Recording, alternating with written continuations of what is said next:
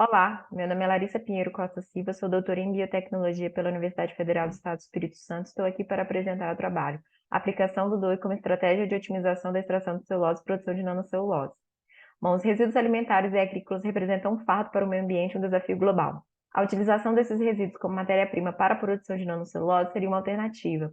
Entretanto, as diversas possibilidades de matéria-prima, somada a inúmeras condições de extração e preparo do nanoproduto, são um desafio a ser superado para a realização dos experimentos.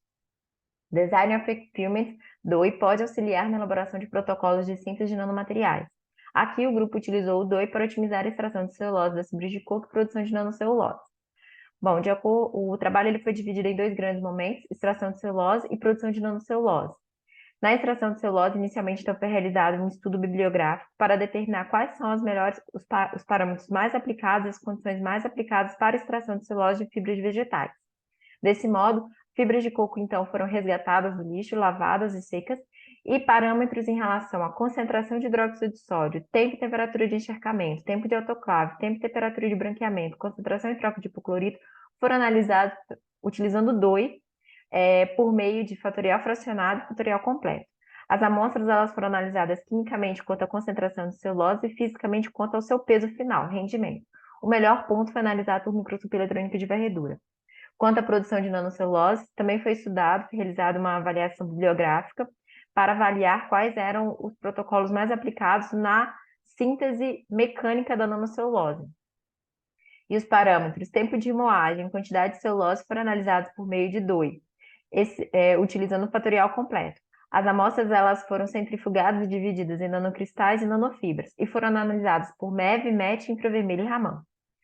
Quanto à extração de celulose, foi aplicado então o fatorial fracionado 2 elevado a 8 menos 2, e as variáveis respostas foram concentração de celulose e rendimento.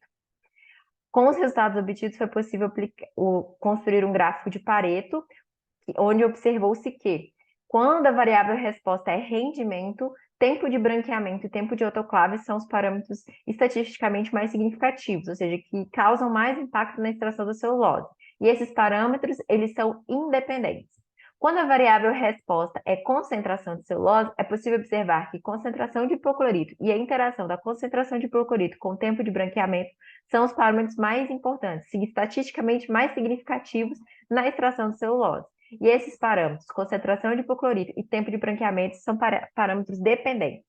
Desse modo, foi aplicado, então, um fatorial completo 3 elevado a 2, utilizando os parâmetros tempo de branqueamento e concentração de hipoclorito. Com os dados obtidos, foi possível construir um gráfico de desejabilidade, onde o grupo desejou produzir uma amostra mais concentrada em celulose, mesmo que o seu rendimento fosse mais baixo. Assim, observou-se que a condição ótima para a extração de celulose seria de 0,6% de hipoclorito e 8 horas e 42 minutos de branqueamento. Ao aplicar esses parâmetros obtidos por DOI nas amostras de fibra de coco, é possível observar pelo MEV que a amostra tratada ela perde a camada espessa da fibra de coco e tem a exposição das fibras de celulose. Ao quantificar 1 grama de fibra de coco e 1 grama da amostra após o tratamento, a gente consegue observar a concentração de 10 vezes de celulose. Na produção de nanocelulose, foi aplicado o fatorial completo 3 elevado a 2, onde as variáveis respostas foram peso da nanofibra e peso do nanocristal. E com os dados obtidos, foi possível construir o gráfico de desejabilidade, onde se desejou uma maior produção de nanofibra e de nanocristal. Assim, observou-se que a condição ótima para a produção de nanocelulose seria 15 horas e 25 minutos de moagem e 3,19 gramas de celulose por ml de água. Ao realizar a análise de Raman, foi possível observar que o nanocristal ele tem um sinal mais limpo, mais determinado, mais delimitado do que a nanofibra, muito por conta da sua característica cristalina, da sua estrutura cristalina. Ao realizar a microscopia eletrônica de transmissão e de varredura, foi possível observar características tanto da nanofibra quanto do nanocristal nas amostras. Ao realizar o infravermelho desse material, foi possível observar picos característicos de celulose. Assim, concluímos que o estudo demonstrou que o DOI é uma excelente ferramenta para auxiliar e facilitar a determinação de condições ótimas de extração de celulose e produção de nanocelulose. Obrigada!